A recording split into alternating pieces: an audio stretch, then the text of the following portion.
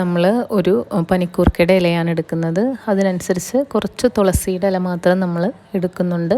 അതിൻ്റെ കൂടെ നമ്മൾ 2 കുരുമുളകാണ് അതിലേക്ക് എടുക്കുന്നത്. ഇത് നമ്മളെടുത്ത് ചെറുതായിട്ട് ഒന്ന് സ്റ്റീം ചെയ്ത്, അതായത് ഒന്ന് ചൂടാക്കണം. ചൂടാക്കുമ്പോൾ അതിൽ നിന്നുള്ള നീരെല്ലാം ഇറങ്ങി വരും. നമുക്കിത് റോ ആയിട്ട് തന്നെ കഴിക്കാൻ പാടില്ല.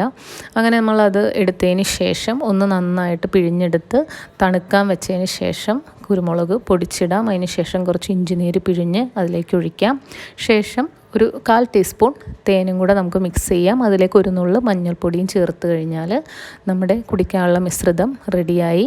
പ്രത്യേകം ശ്രദ്ധിക്കുക, ഈ മിശ്രിതം തണുത്തതിന് ശേഷം മാത്രം ഇഞ്ചി നീര് ചേർക്കുക.